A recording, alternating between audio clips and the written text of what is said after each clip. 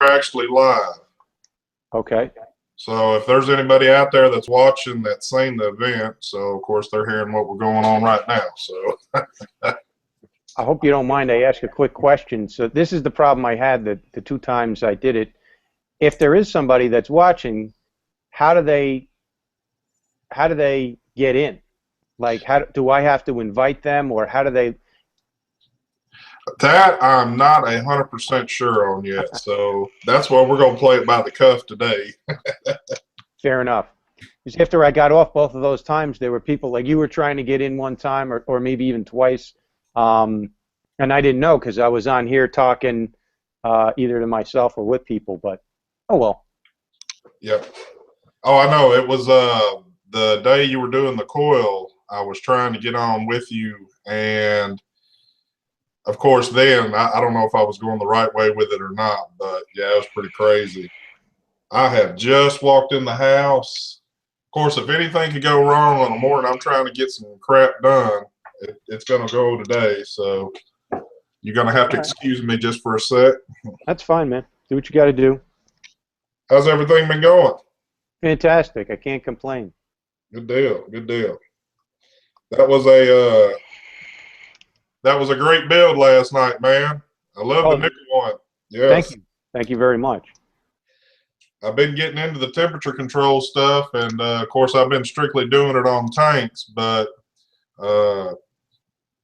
just something about having to mess with nickel wire, man, is flimsy as it is, but you made it look like it was nothing, so. Oh, thank you. I've been playing around with it for a month, and I can't tell you how much of that stuff I mangled, and so. But thank you for the compliment, because it's been a while working with that stuff to make it look easy. But and then for me, the jury is still out whether I even like temperature control or not, whether it's worth bothering with. But I've got these box mods, and I've got these devices, and I've got all these coils, so I figured I might as well. And you know, and while I'm doing all these tanks and everybody's coming out with all these nickel coils, well, let me go see if dripping with nickel wire is worthwhile. And it's not my cup of tea. I mean, my cup of tea is that, with a big fat build, with a couple of solid good batteries, and just rock it. So, but there's folks that don't like to vape that way, and I will say this: there's a lot of flavor qualities and flavor notes in the juice that we vape every day that I'm not noticing when I vape like this. It's gone. It's just not noticed. It's too hot, and the subtleties are gone, and you get that with nickel. But other than that, I can live without it. I can live without it. Well, like I said, I do enjoy the like this particular tank. This is the Freemax Star. Man, this is like one of the best sub-ohm tanks out on the market. So if you can ever get your hands on one of these, definitely try it. But I run this with the Atlantis coils in it, and because at the time, well, as of the present, they don't make nickel coils for this. But dude, this thing freaking rocks with the nickel on it. And if you go with the regular coils to it, like the 0.25s, shit, they say you can get up to about 100 watts out of them, but when I do it, it's a little too warm at those temperatures, so, or those wattages. But cool. No, I haven't tried the Freemax Star, but I'm looking forward to it. There's so many sub-tanks out there, and they're all great. They all have their personalities. Oh, definitely. Uh-oh. I've got quite an assortment of them. I see. but you know, just like friends. Sometimes you feel like hanging out with this friend on a particular day, and you miss that sense of humor or that whatever, and or you got those things to talk about that you have in common. All of my vaping stuff feels like that. They have their personalities. They're like each individual friends. Yes, sir. Well, we kind of started pretty quick on this one. If you don't mind me, and this is going to be strictly because with this showing up on my page, I know my subscribers want to know. Won't you tell me a little bit about you? Because I know my subscribers will definitely want to know about you, son. Okay, cool. Thank you. Daryl Shergan. I'm 43, and I started vaping back in October. On my birthday, actually, I went into a vape shop and I said, look, I'm a pack and a half a day smoker. I've been smoking for 26 years. If this stuff can work for other people, maybe it could work for me. Here's money. Just hook me up. And I got a Kangaroo EVOD. and and then every other day after that, for a couple of weeks, I was going into a different vape shop, asking different questions because I didn't want to look like a fool at the same shop. And I went through variable voltage, twist this, MVP that, Nautilus Mini, Nautilus. Let me try the Kangaroos, the arrows. And I was just like, am I doing this wrong? I was frying coils. And I started watching videos, and then, okay, now I started learning. And it took me about 6 weeks to get to dripping, but then I went to dripping. I got a mech mod, I got batteries, and I started building coils. And that was like really the reason I went to dripping was I wanted to be able to sit down at a vape shop, not try their testers. I wanted to take the juice and put it in my own gear with my own saliva and not have to worry about these little plastic condoms. And I wanted to see what this flavor tasted because I would buy juice I didn't know what I liked and what I didn't. So I just buy 5 juice flavors, go home, put it in a tank, and then, gee, it tasted good in the shop, and I hate it now. And I chuck that and waste 5 mils of juice, and then fill another tank. And it was a journey. It was a progression. And then and there was a couple of times when one time I did go out and buy a pack of cigarettes, and because my EVOD didn't work, it was flooding, and then I didn't want to go back to smoking. So I just when I started doing videos, all I wanted to do was talk about the things I experienced when I was brand new in vaping, because I knew down the road when I get experienced and I know what I'm doing, I'm going to forget how frustrating it was in the beginning. Oh, yeah. So some of what I do is geared towards new vapors and what they can expect, what they are experiencing, and the frustration of it. That's why I got into the dangers of sub-ohm vaping, because people were doing things stupidly around me, and I would ask advice, and I would get wrong advice and go home and do something dumb. And I didn't realize how dangerous that could be. So I wasn't doing that as a scare shock value thing. I was like, hey, listen, know what you're doing. Pull up rapid tables, pull up an ohm calculator, that kind of stuff. But as far as me personally, I'm a banker. I was in the mortgage industry for close to 20 years. Now I have my own funding company. I'm self-employed. I'm my own boss. So I don't work hourly. So I do have some time to spend, and I have a passion for vaping because I smoked for 26 years, and I literally thought every day I was going to wake up and discover, okay, how's my health today? Where's the tumor? Okay, wow, today I don't notice any symptoms, but I literally believed that I had a death sentence and it was coming, and every day I was going to be handed that death sentence. Where's the tumor going to be in my body? And I don't feel that way anymore. So That's what vaping did. Well, thanks for that, man. Oh, excuse me. Well, I guess just to kind of give my little background, I'm Scott Taylor. I'm right outside of Memphis, Tennessee. And it's funny to say because I just turned 43 myself last week. So we're on the same track here, but I was a smoker for 27 years. I started out on the Cowboy Killers and then progressed into smoking Marlboro Lights forever. But I was close to a 2.5 pack a day. And what's funny about that is that was in the beginning for me. I started and it was like, bam, it just took off of me. It was smoking like a train. And then I eventually backed off. So when I finally quit, which was almost 2 years ago, I was right at roughly close to a pack a day.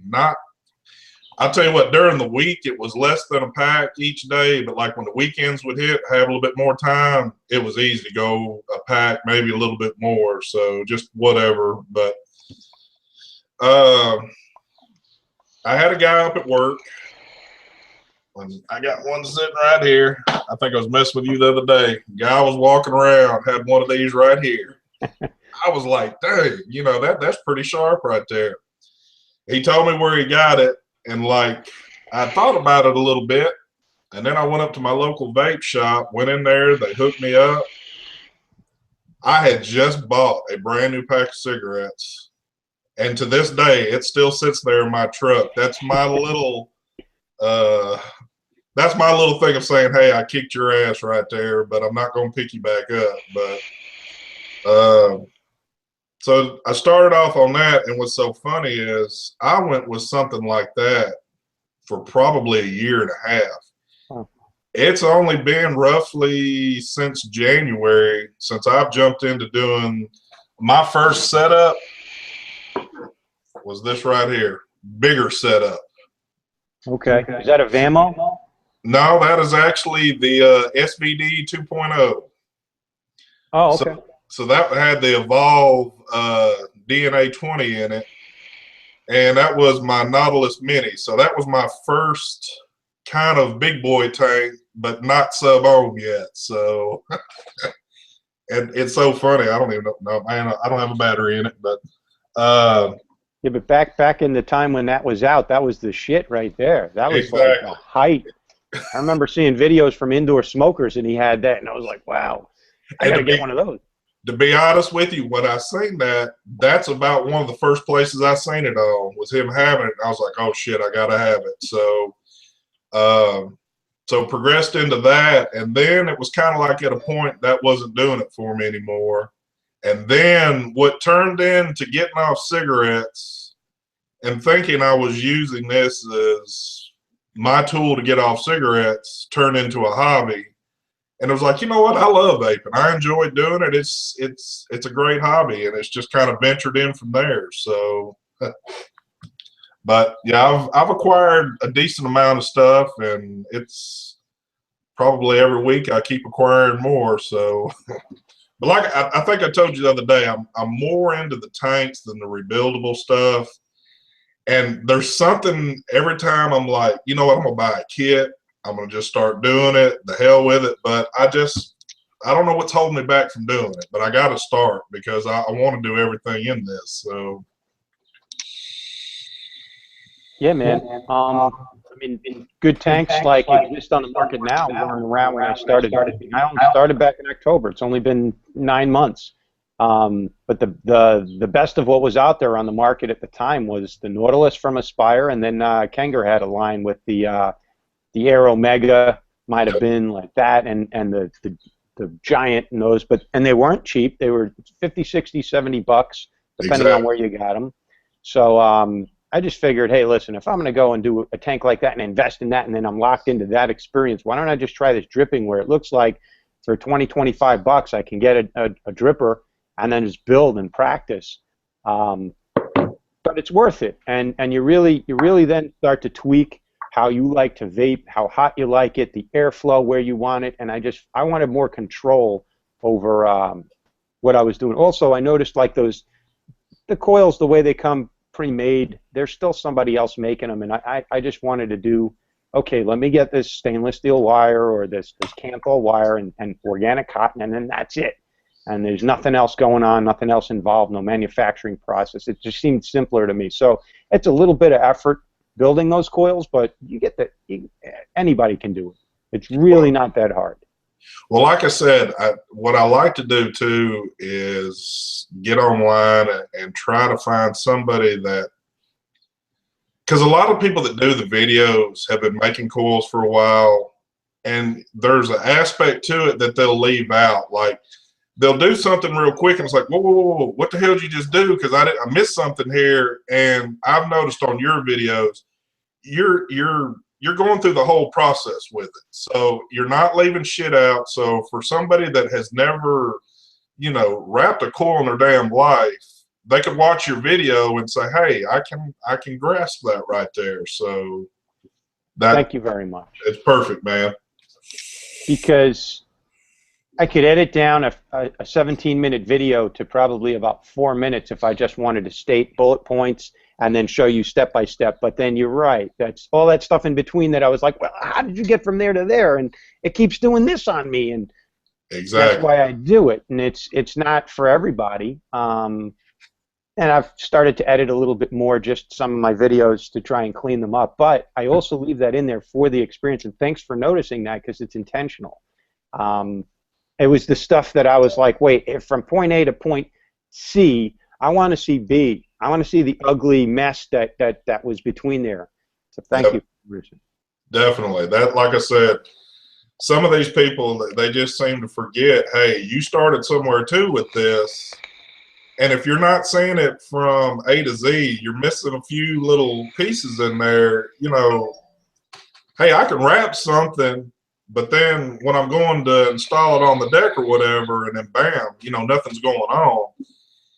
It's like they never build a faulty coil. It's like they do it perfect every single time, and they're just like, hey, I'm the god of doing it, and I make no mistakes. But that's not the truth to it. So you like to see trial and error with all this stuff, so you know where you're coming from with it. And you're right, it's not for some people. And if some people see where, or I guess what I'm trying to say is, if people see where there is error in this, but it can be overcome, some people might, you know what, I'm going to try it anyway. I'm going to keep pushing because everybody makes mistakes on this. But you know. Absolutely, man. You get it. Yeah.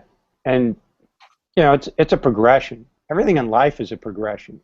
So we didn't get good at the things we're good at now without practice. And you know, Canthol's cheap, cotton's cheap. You know, $8 for a roll of enough wire that you can experiment and screw up 90 times, and you still have more wire left. You can do it. And you won't screw up 90 times. You'll screw up 2 or 3, and the 4th time is going to be like, wow, damn, that's great. Yep. You know, I've got a little, there's a lot of smoker. I used to, hey, I'm sure you still have friends that smoke. It's not like we all got together to hang out and smoke, like, oh, let me get a hit on your Camel and see what that tastes like. But you knew your smoker friends, and whenever you went somewhere, we were huddled outside to where it was socially acceptable. But you know, my smoker friends that knew me from working with me or wherever I knew them from, they never knew me without a cigarette in my hand. So when I started vaping, I'd shoot out. That's how I started with YouTube also. I'd shoot out quick videos to my friends, almost taunting them because they were taunting me back. They were like, you know, why don't you go outside and have a real cigarette like a real man, stuff like that. And I would send them a short, I'd text them a 30-second me blowing clouds. And I forgot where I was going with that, but yeah, really non sequitur. Sorry. Yep, can't pick it up. Sorry. Back to you, man. Well, I tell you what's so funny about that. I think my biggest venture into doing videos was, at first I didn't realize how many videos were out there on YouTube about vaping. I'd seen, you know, videos on everything else, but did not realize the extent to this. So I started watching, and I'm looking at everything about these videos. I'm seeing how many people subscribe, you know, what kind of hits they're getting, and I guess I'm looking at a lot of the big name people out there that were doing it, and looking at their approach to it, and really listening to what they're doing. And a lot of them are damn good, and a lot of them are still down to earth. But then a lot of them, I think, just kind of went off the beaten path, and they're doing all this yelling, screaming, hooping and hollering shit. For some of them, it works. For some of them, I'm like, dude, it's just, it's your thing. You do whatever. But I said, I want to watch a video with somebody vaping. I want to know how they're feeling off, how they're enjoying this experience. If you just bought this product, I want to know what it's like to sit around your house just doing this right here, and what are you getting out of it, opposed to you breaking it down and telling me the metals that it's made out of, you know, all the measurements, because I can go to their site and get all the technical shit off of it I need. But I just I'm the down to earth, simple review type that, you know, give me the little simple things about what you like about it. And I said, I don't see a whole lot of that. I'm certain it's out there. So I said, you know what? I'm going to start doing that because I am so passionate about this. And people that smoke, I think there's so many of them that think this is a joke, that, oh, this can't work for me. I can never quit cigarettes. And I'm like, that's just not true. For 27 years of doing it, and I dropped it in a day and never picked one up since, it can be done. Of course, it takes a little willpower too, but I mean, it can be done. And the willpower I had to use was not as hard as what I thought it was going to be, because, hey, if I felt something coming on, I'd grab the pen real quick. I started off with 24 milligrams of nic, so, and I think most people do, or a higher range. So I was damn near getting my fix, if not a hell of a lot more than what I could even get off a cigarette in the first place. But I think the common error with all this is, and the people that state this, it's very true. If you try to get off cigarettes, go to vaping, and you try to get some replicated to tobacco tasting cigarette, you're going to fail. I got a feeling for some reason you're going to fail. You got to go, to me, with some type of flavor. And what I jumped right into was the coffee flavor. Man, and did that shit forever. I've got a damn flavor named after me at the vape shop that is a badass coffee flavor. And like I said, but now I can't stand it. Now I'm into the fruit stuff. Been doing that for a good while, so. Yeah. Like there's a certain amount of relatability that a smoker needs to be able to take a step from here, this is what I know, and this is what I am comfortable with, and this is what's my habit, to they can't make an extraordinarily large jump from here to dripping. Like I saw this in the shop, and I saw the guy showed me his thing, and he was trying to impress me, and he took the cap off, and he was like, "Look at my build," and he did that, and I was like, I'm about to walk out of here because you're crazy. You're going to blow yourself up. I didn't understand it. And not only that, coming from a cigarette that is just that so easy, I didn't want to see anything. And there was a whole part of the store I was like, don't show me any of that craziness. Just bring me over here, something relatable. So the EVOD was not a great device, but it was what I could understand. So there's that half step in between that smokers got to go through. And with flavors, like you mentioned, I thought I wanted a tobacco flavor, so I was like, okay. And the funny thing is, I didn't like it, but I was like, well, I didn't like the cigarettes either, so I'll deal with it. It's like when you bought a pack of, you couldn't get your brand, so you bought another brand of cigarettes. Well, you smoked the whole pack, even though you hated it. You smoked every single one, and that's how smokers treat juice. Like, and I watch them in the stores. Like, I think they got to try a tobacco just to get it out of their system. Then they got to try a fruit. Then they got to try a custard. Then they got to try a good dessert. And then, somewhere in there, they're never gonna. In those first couple of days, when your palate is still dead, it's real hard to find those flavors that are just going to be a stepping stone for you. But yeah, coffee is one. Coffee is a good one. A tobacco like a Space Jam Eclipse it's very bold, and you can taste that.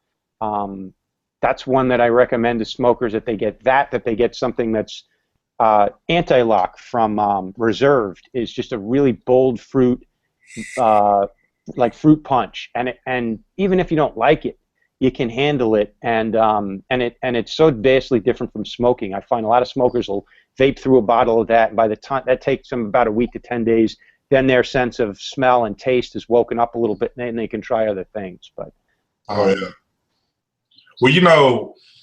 another thing too, just like you were stating, and I feel the same way about it, you can't walk into a vape shop, and I know the one that we have is real good, great people down there, and they're not going to steer you wrong.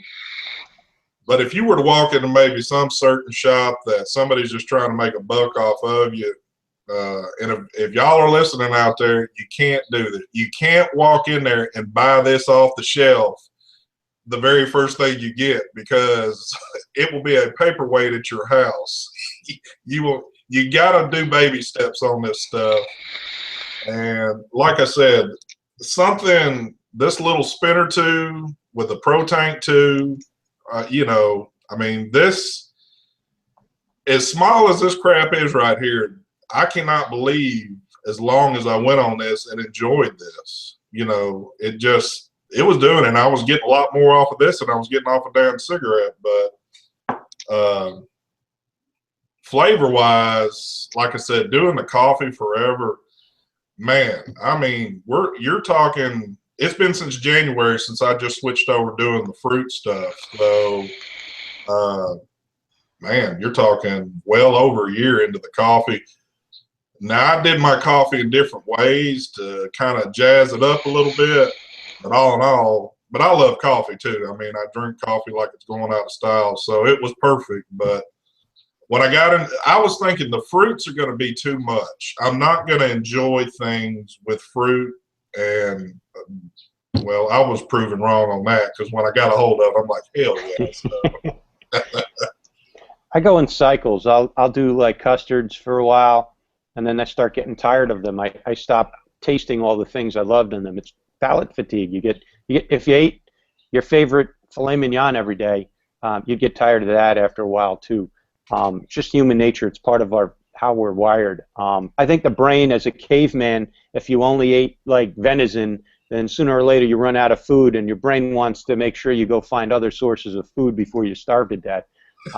Maybe it's like a caveman type of thing. But so I go in cycles. I'll do custards. I'll do desserts. Then I have to lay off of those, and I go to the fruits, and then like 6 weeks later, I'll be back on the custard. So, and in any given day, I like to vary it up so that I mix it up and confuse the brain a little bit. Oh yeah, definitely. Well, I tell you what I'm trying to think of how long ago it was. I probably have to actually look at one back of my videos to even see it, but I happened to run across a review, and I think there's only 2 out there on this company. It's called No Leaf Vapor. And the guy was saying, man, great juice. He said, you know, you'll definitely try it. So I go on their site, looking around. They got some pretty interesting juices on there. But shit, man, I'm getting it's standard, nothing jazzy about it. Let me get and that one right there is my serial killer. Nice. I'm getting 100 ml bottles sent to the house for $22. You can't beat that. And this shit is like premium. It's not like some little shit you're buying, you know, in the little basket where they're trying to get rid of stuff. This is good shit. So now I've got a ton of these 100 ml bottles of all different flavors sitting here. So I love ordering from them. So that's great. I mean, hey, listen, there's a place in every bar and every liquor store. I'm just going to use liquor as this because it's a connoisseur's thing. There's top shelf, and then there's the regular stuff. And you can't drink top shelf stuff all the time. Well, I guess you can, but there's no even Scottish people that I know that drink whiskey every day of their life. They don't sip on single malt like 18-year age. They'll sip on stuff that costs $12 for a big liter of it. And that's their regular stuff.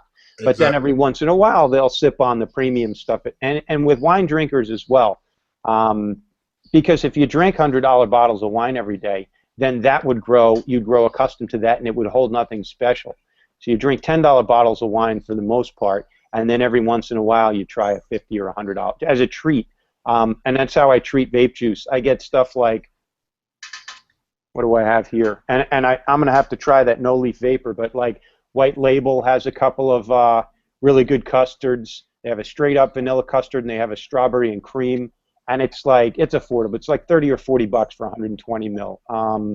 Another one I want to mention is Muffin Man, and heard about that Milk one. Man. It's a great value for $60 or $65. You get 180 mils, and it's delicious. That's one hit wonder, and I'm vaping on it. Let me ask you a question. Yeah.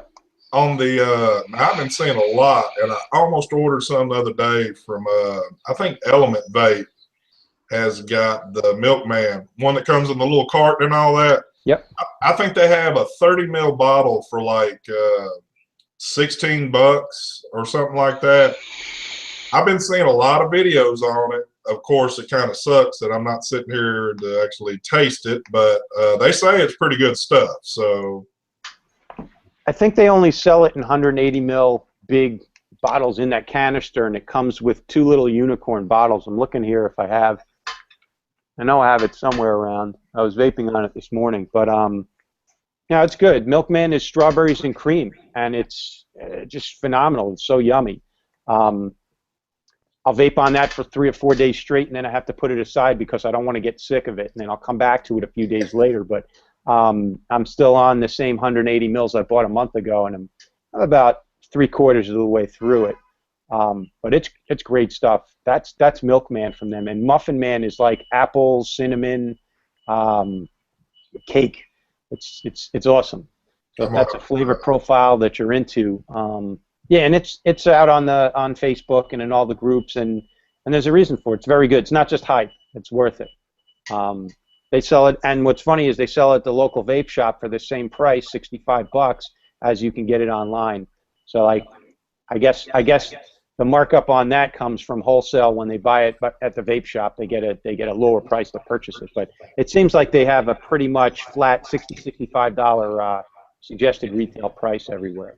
Gotcha. I'll tell you one that I just picked up on. Are you into the Cosmic Fog at all? Oh yeah, sure. Now, I don't know if I did a video, but this right here. That's their new one, right? Yes, and I'm getting online. I can't even find it. And even on their site, they're just stating, "Hey, it's coming." My shop happened to have some, and he was trying to tell me how this was going to work. You know, they're just going to do like this flavor for the first 2 months. They're going to do another flavor for about a 2-month run, and they're only going to do 6 flavors total. But when I got the Mad Hatter going, I tried some in it because I wanted to get something fresh going since I had a fresh build on it. Tried it, and I was like, oh shit, yeah, give me a bottle of it. So, and while I was in the store, there were like 3 other people that seen what I was doing. So, well, let me try it real quick. Tried it. They were also, they were buying, it was coming off the shelf then. So, what's the flavor profile on that one? Is that a cereal? No, it is a, now this is where it's funny. They state it's supposed to be a mango flavor, and it's kind of like a orange and cream. But if you look it up online, and somehow in their store they have, you can look up the profiles to this, where I don't guess the other people have the access to do it. They're stating it's like a strawberry yogurt, and I don't pick that up at all. So I don't know what the hell it is, or whatever it is, it's good. So if you see it in the store, are you like at a 3, Nick? Yeah. Or, dude, definitely try a bottle. For dripping wise, I mean, it's great stuff. If I had the money, I'd probably be running this in some of my tanks too. But what I'm scared is I'm gonna get hooked, and it's like $22 for a 30 mil. So I'm like, nope. Yeah, no, there's a couple of flavors from Cosmic Fog that I really like. And I actually tried, I was up in Pittsburgh and Cosmic Fog was there, like the whole crew, and they had a whole big booth and they were throwing away free stuff. And I did try that, but it was like, I tried 100 other juices that day also. So I was just like, yeah, it's really good. I have no idea what the fuck it tastes like, but yeah, it's great. Yep. Yeah, but yeah, it is a top shelf premium line, so it's going to run you a good bit of coin. So that's one of those ones that I'd love for it to be an all day vape, but it's more one of those little sipping ones that I'll have as a treat. Exactly. And then go to the value of yes, big sir. 120s. You're not into custards at all, but if the day ever comes around that you are, that's Epicus Nebula. This is like the best custard I've ever had. I'm gonna have to try that. That's now cool. I'm gonna tell you what, I've actually got one of my flavors was a strawberry and custard. So it was kind of a replication of maybe like a strawberry ice cream or kind of a milkshake type thing. Now it was good. It was a little potent, but it was good. But now one flavor I do have that, now this is pretty much my all. Let me try to get my. So that is Mother's Milk, their version. Yeah. And all that is strawberries and cream. And that's what I'm running on this one right here. Awesome. Yeah, it's good stuff. And on nickel, it has got a distinctive taste on nickel over Canthal. And you need to try it like that, because I'm finding that flavors are really starting to change between the nickel and the Canthal. Some people say, well, on nickel it seems to mute the flavor. I'm actually starting to pick apart things within the flavor on the nickel that I can't really do on Canthal. It's kind of like I get that big rush. With this, it's kind of like being able to break things down a little bit, which it's not always good, but on this flavor, it's awesome. There's like anywhere from 4 to 40 different flavors in any given juice that's why steeping helps it taste better, because they blend. But there's a lot that goes into juices that a couple of them may be the dominant flavor, and that's when you're dripping or doing high wattage and Canthal. But I think I know what you mean, because like the nickel seems to pull them all apart so I can taste them individually, and that's nice. It's like, oh, that's like buying a car, and there's a feature in the car that you never knew about, and a year later you discover, hey, I got a like cool surprise, a utility and a function that I never knew was there. So. Exactly. One other thing that blows my mind, and let me set it up on this one. By the way, do you have any of the are you into the DNAs at all, like on a Vapor Shark or anything like that? I don't have a Hana. I don't have a Vapor Shark. When I started vaping, they were out and they were in the stores, and they cost upwards of $250 or more, and it held no interest to me. And I asked the guys at the shop, am I going to is it that much of a better vape on those? And they started to talk about the no dry hits and the nickel, and I was like, never mind. I'm not going to go there. So now that these devices are coming out, and you can pick up a temperature control for $100, like Powerful is the 165 watt. I think you have this one, right? There it is, right there. There it is. Yeah, great value. So yeah, hey, listen, and I also didn't like why would I buy something that's only 40 watts or 30 watts that is, I got 150 watts over here on an IPV or Sigali. Why would I go to that? And it's that connoisseur's vape that I didn't have, that I didn't want, that I didn't feel like going there. But now that they're affordable, I mean, geez, for 50, 60, 80 bucks, you can get, what's that one? The Smoke X Pro M80, the 80 watt with temperature control, and it's like 65, 70 bucks. But let me tell you something about that real quick. Actually, I got a shop I can get it off of for $49 all day long. The only bad thing about it is I almost purchased that, but I started doing my homework. They say temperature control is just a gimmick on that. Okay. They say it goes up to 900 degrees on there. That you're not supposed to be doing things at 900 degrees. No, you're not. No, not even 600. No. So it's kind of like, and there was a lot of glitches in the board on that. It's some little cheap China board in it, but so I steered clear of it. Now I've heard some people swear by them, but my little one story to this, what pissed me off so bad, and I love my Vapor Shark. It's a great little thing to go out with and get great battery life on it. I bought this, man, I've been waiting to get one of these too. I bought the son of a bitch at Memorial Day, and then freaking 3 weeks later, they unveil, they're going to do a Vapor Flask, and they drop this son of a bitch to 130 bucks. Yeah. So now you can buy the RDNAs cheap as hell, and I paid almost full price on mine. I was like, shit. So, that sucks. Yeah, that sucks. But hey, you have it, and it was worth it. And at the time, you perceived that to be a good value, and you love vaping on it. So, sometimes I've done that. Oh, I'm sorry. The thing about the Shark, though, it only does 40 watts. But on a device like this, with certain things you do, 40 watts is all you need for it. And I have to tell people that at times, because they're like, well, hey, because I know it too. I know what the high wattage will do, but there's a certain way that this thing hits. There's no lag. It ramps exactly where it needs to be at. And, a lot of devices will that are cheaper, but something about it just, you feel like you're getting that big massive wattage hit off of it at lower wattages. That's a really good point. And also power usage. Like, does that use that internally charges, or it has a battery? Like, It's got an 18650.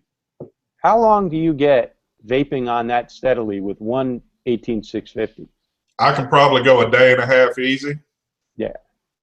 It's interesting about that. And I've been paying attention to, like, I'm getting a really good vape on this, and it's only at like 2.6 volts. It's like it's barely even drawing power off that battery, but I'm getting a good vape. So that's something to consider.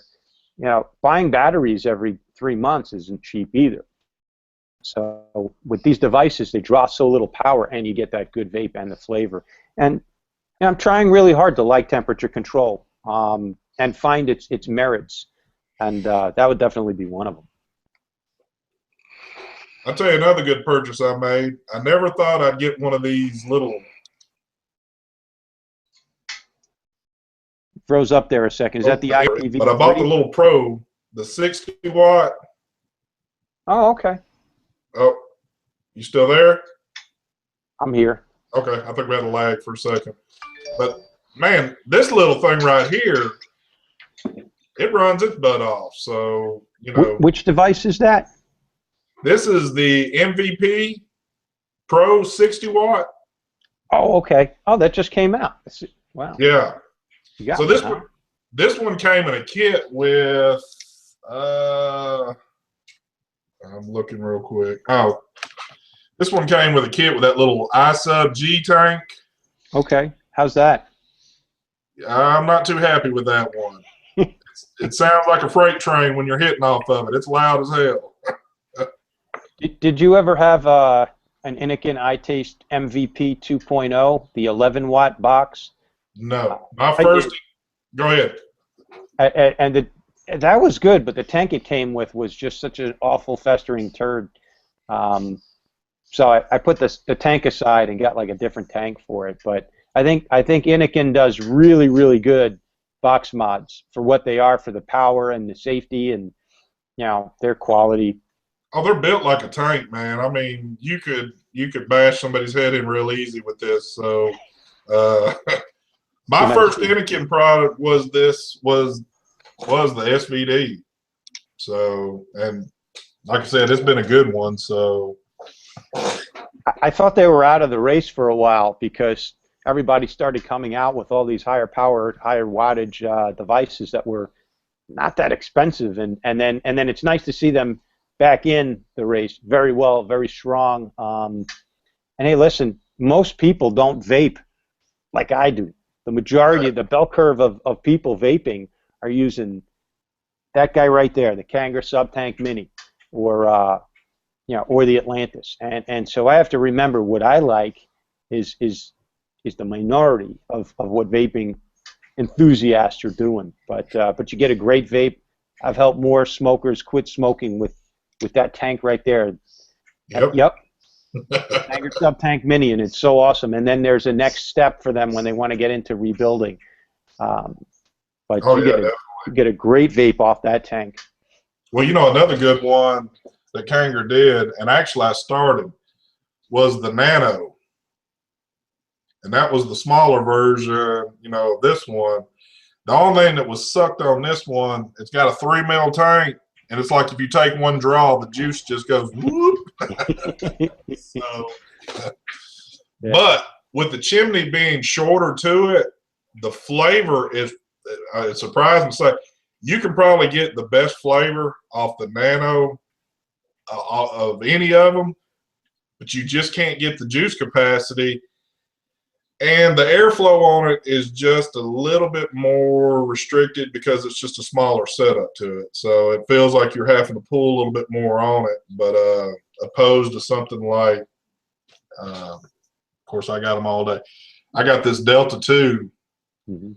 Now, with it wide open, I mean, it just, you kind of take it in. But, and when I got this tank was the shit. But now it's kind of like it barely gets used anymore. So,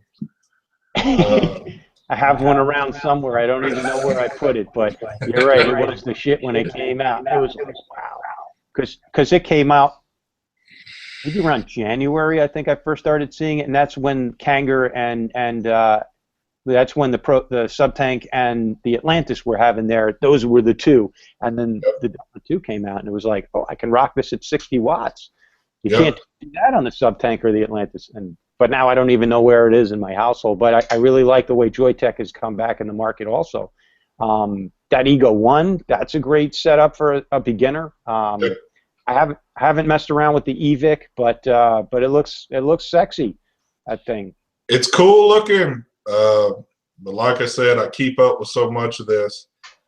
I hear the temperature control on that one is just a hair bit glitchy a little bit right now, but they're new in the game like everybody. So I think it's going to take everybody to get it down. But I think these are the two top contenders, the Yeehee and the DNA, Evolve. So Yeehee and DNA, they're the top. I think that's where the standard is set at temp control right now. So the Yeehee is the chip that's in the IPv3. Okay. Yes. And the DNA is the chip that's in the Vapor Shark. Yes. Okay. And it's the chip that controls and regulates that vape, that power, by the temperature that you want to get to. Yes, sir. And the thing about it is, I think a lot of people get misconstrued on some of this stuff. If there's something that goes wrong with these, well, Vapor Shark's a piece of shit. Well, that's not the case. Vapor Shark builds the chassis. Evolve builds the board that goes in it. So they work together. So if you're having electronical issues, blame Evolve. If you've got fit and finish somewhere that something's messed up, hey, blame Vapor Shark. There's two people involved, not just one. So, gotcha. And same deal on this right here. It's Pioneer for You has built the case, but Yeehee has got the chip that's running in it. So they work together on it. But they're the two top dogs out there. So if you see like the SX Mini and all those, that runs the Yeehee in it. And it's a better version of what we have. They've got the 350J in theirs, where we have the 330. But it's also like $250, give or take. Exactly. So, exactly. But I'll tell you what I want to get my hands on is the new DNA 200. Did you see Mike? Do you ever watch Mike Vape's videos? Yes. Yes. Did you see the Opus he did with the DNA 200? It was just a few videos back. No, I haven't seen that yet. I'm gonna have to go watch that. Holy shit! Now that is a bad. Now if you're into, well, you ain't even got to be into temp control stuff. I mean, it'll crank out 200 watts on a regular build. So. Is that the one in the? Is that the Snow Wolf? No, but the Snow Wolf will do 200. To be honest, I don't know what board is in the Snow Wolf. They're their kind of own builder of everything to it. But I hear a lot of praises about that. I'm sorry? I said I hear a lot of praises about the Snow Wolf, though. Yeah, yeah. And it's pretty affordable at $150 retail, and you can get it for less online. That's a nice looking box, too, with that stainless steel. Yeah. Oh, what it is, basically, it's an iPhone, a big-ass heavy iPhone.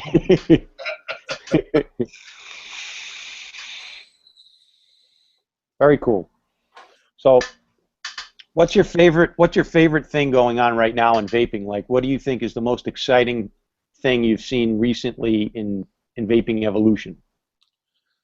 Tough question. Is it temperature control? Is it the sub-ohm tanks? Is it juice innovations? Mine would be a mixture of doing temp control with sub-ohm tanks. And I think what I've had to explain to people before is that it's not the tank itself that's built around temp control. It's the coil that's sitting in it is what's built for it. So you see all these manufacturers now making these tanks, and they make it sound like, oh, you can only do temperature control on this tank or what the hell ever. It's not the case. It's just I think they're trying to market it like that because they'll have the nickel coils for it. I've also noticed that titanium is really getting big in the game now. Now, if you were to ask me the question, what scares me the most in vaping, I don't know much about titanium. Even though I work with titanium, I don't know what it is like to vape off of it. And by the way, I think I left that portion of my video out. What I do for a living, I am a technician. I work for a big company that does implants. So we do hip and knee. And no, we're not on TV with lawsuits, not yet anyway, but because you see them all the time. But we do raw material up till finished product. And a lot of what's built into the hip is titanium and cobalt chrome parts. So like I said, I understand what titanium is. It's a very light, strong metal. But as a vaping on it, I don't really know much about it. And what I understand to it, it's kind of like nickel. If you start exceeding that temperature on it, it's going to put off some gases that you might not want introduced into your body. So I'm really glad you brought that up because it's important for people to know. When I started playing around with all this nickel coil stuff, and I haven't even tried titanium yet, and then even before temperature control, there's all this high performance wire, this low resistance wire like Anarchist and Samurai Blade and G-Plat, and you know, I come across it, I build with it, I use it. It's, what is this stuff really made of? What is going on here? I don't know, and most people don't.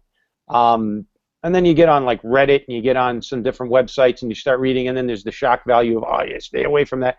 We don't know what any of this stuff does. But one thing that's really important, it's a mistake I made. I built with nickel wire. I had a 0.15 build, and I vaped that on like regular, not temperature control, and I got a headache.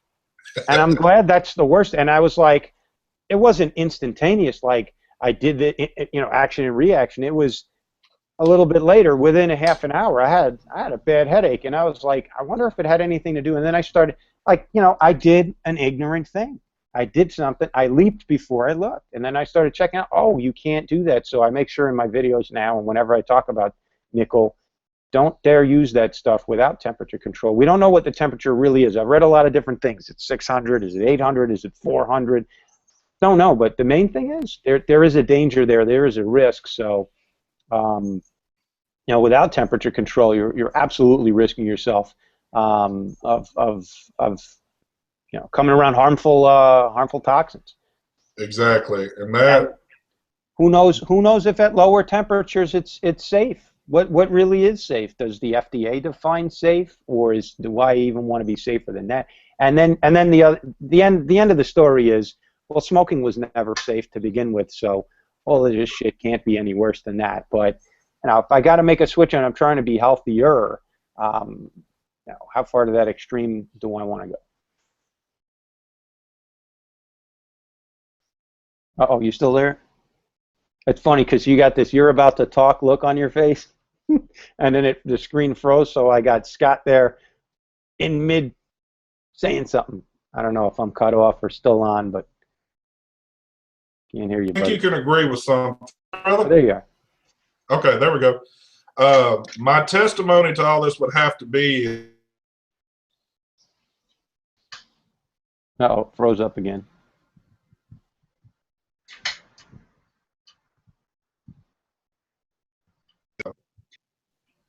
We're there? Yeah, I'm here, man. Okay, I'm sorry. I don't know what's going on. Let me get this out real quick. My thing would have to be is that for as long as I smoked, I know what my body feels like now compared to then. Now,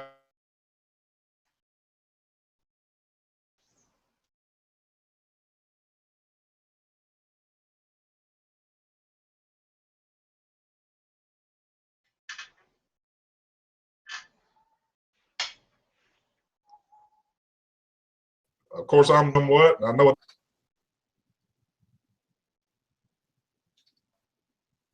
We must be hitting a lag here. Yeah, a little bit of a lag. Okay, there we go. But yeah, that's what I try to explain to people. Between smoking and vaping, you'll pick the difference up quick in your body. No doubt about it. I'm so much healthier now. My lung capacity, I don't get winded. So it's night and day. Oh, hey, what's funny about that is you say the lung capacity. If I was to try to hit off something like this when I first was trying to get off cigarettes, I had no lung capacity to do what I can do now. Yeah. So they're definitely healed up somewhat. Absolutely. And the good news is that the lungs do heal over time. Maybe not 100%, but the body starts a healing process. Oh, yeah.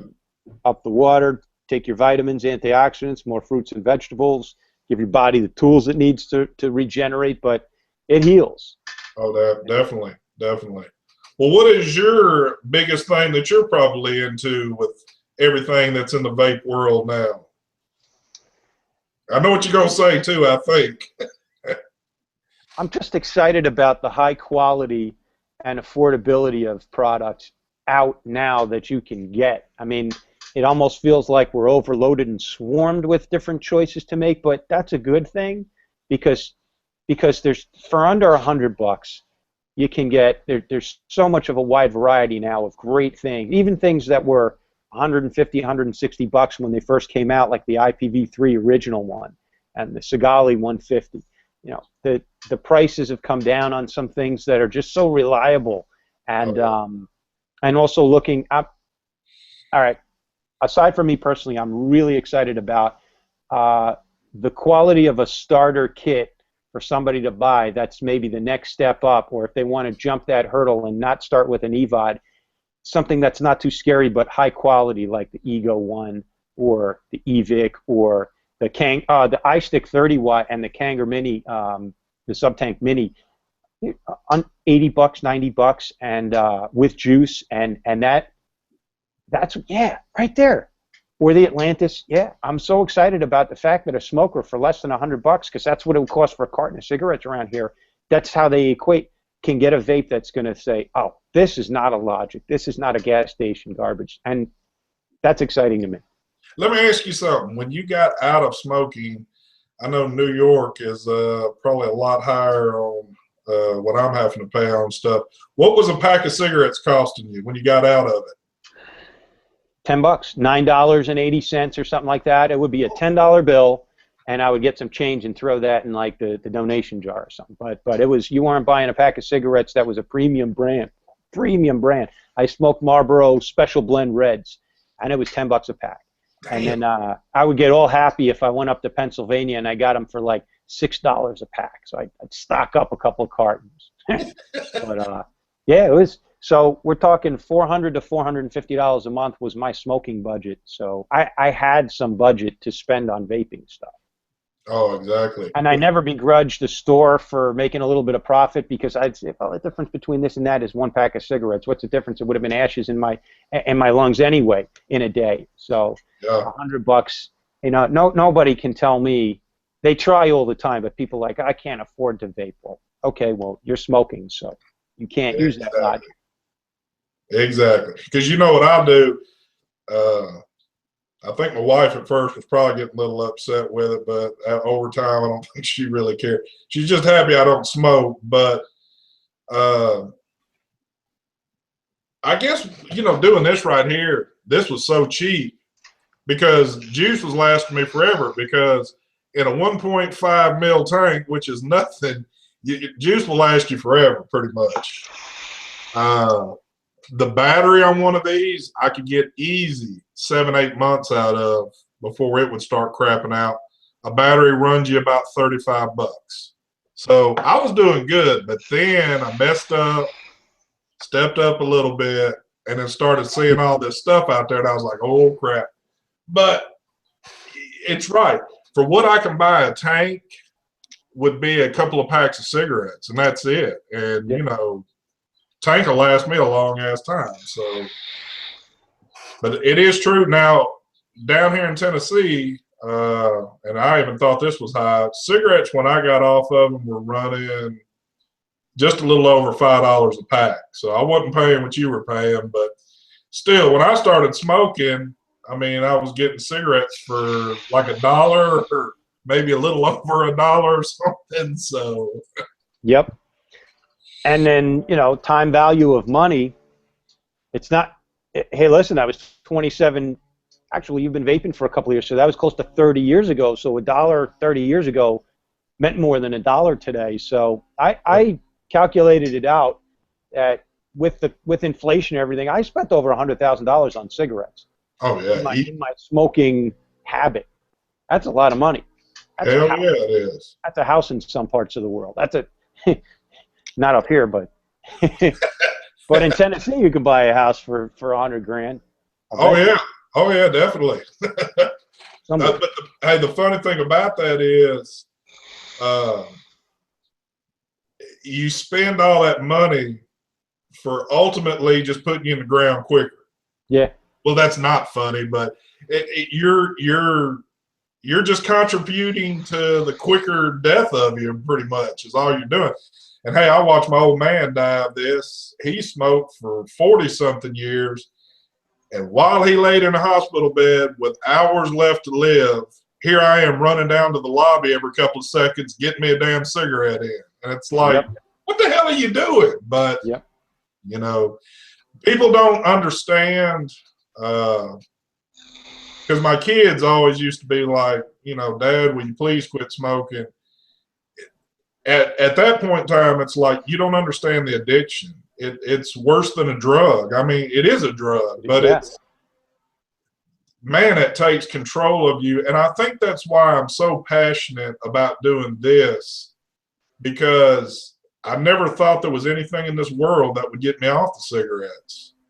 And, like I said, now who's to say a couple more years they find there's been some shit in here that just ultimately takes us out. But I think I've said it in past, nothing's guaranteed in life. Anything can happen. So, but I know how I feel off of this compared to the way I fell off cigarettes. So even if that turns out to be the case, I'm having a heck of a lot more fun vaping, and it's a heck of a lot more enjoyable, and I'm meeting a heck of a lot nicer people since I quit smoking and started vaping. And definitely. I mean, it's kind of funny too. I was talking to my wife the other day. I says, baby, I think I might be having a little bit of a midlife crisis here. She says, well, why do you say that? And I said, I'm really enjoying going to the vape shops, hanging out, and everybody there is a hell of a lot younger than me, but I'm connected with these people because we got this in common.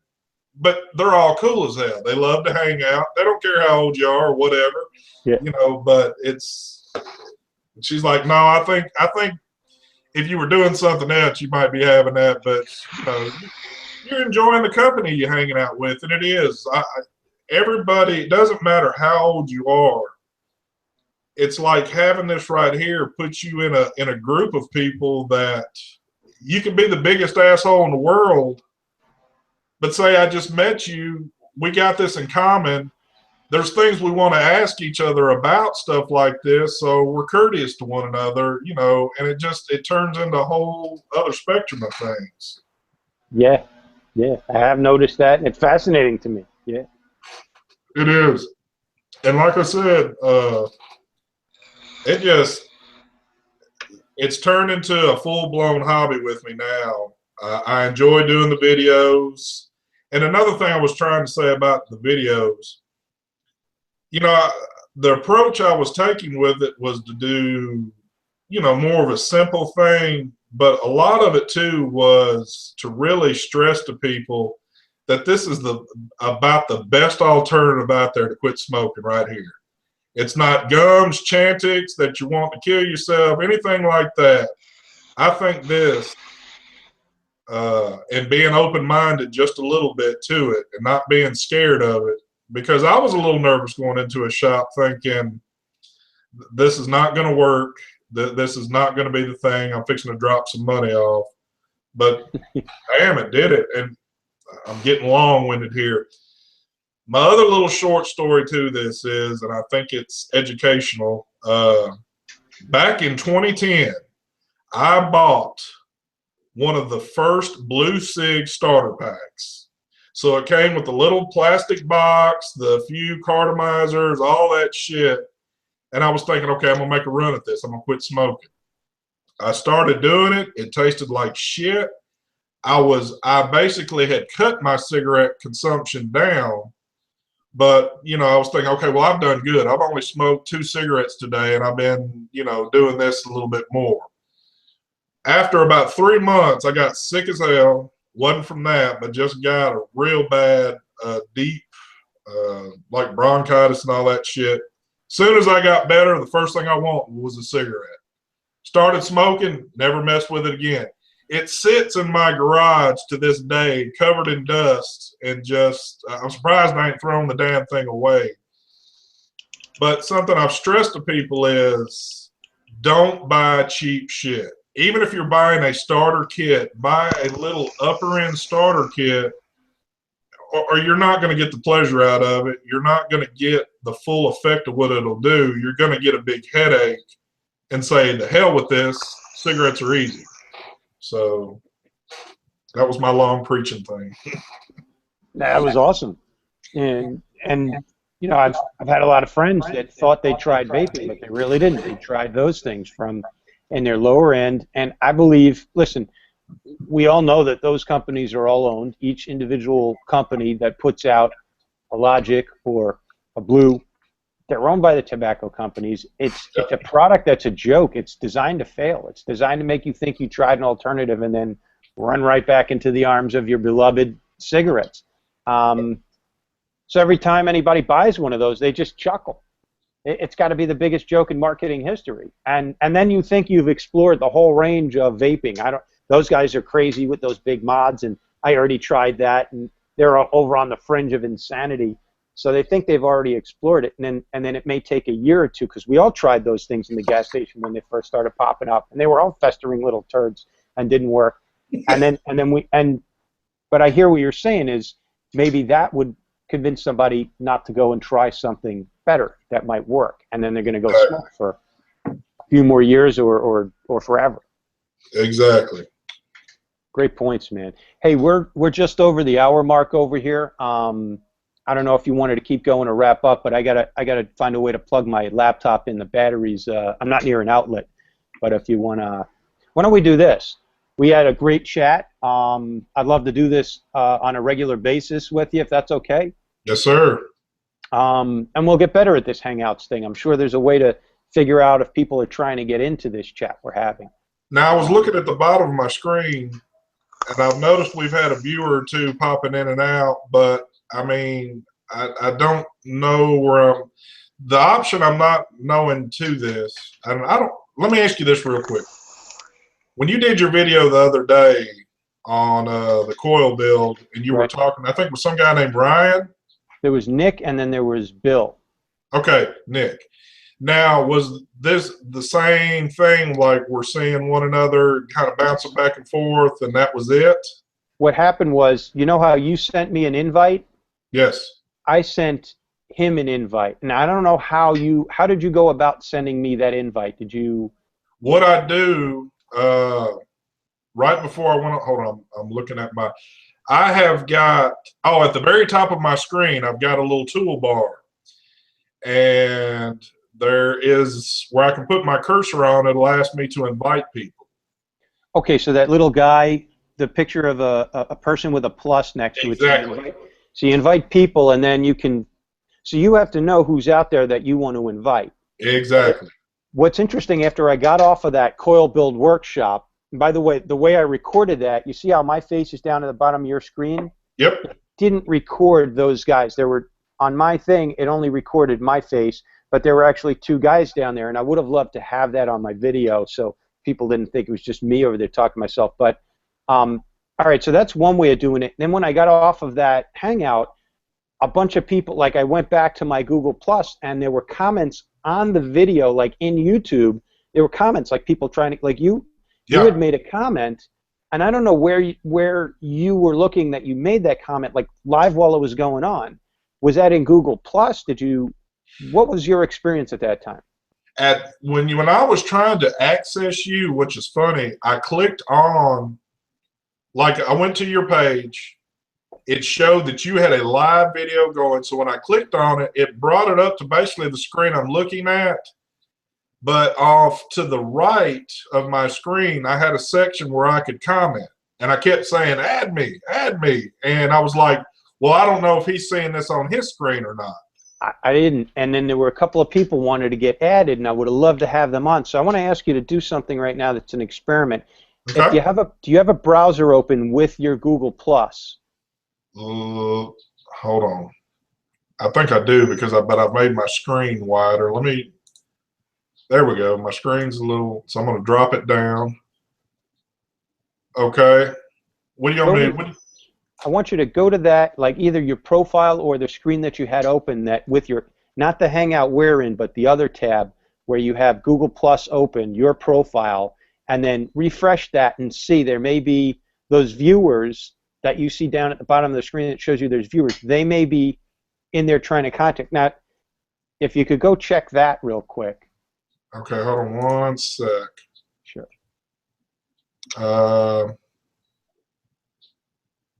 See, because you know how I go into mine? I go into mine through YouTube, and I'm not using Google Plus to go through it. Oh, interesting. Okay. Now, do you know how to do that? Yeah.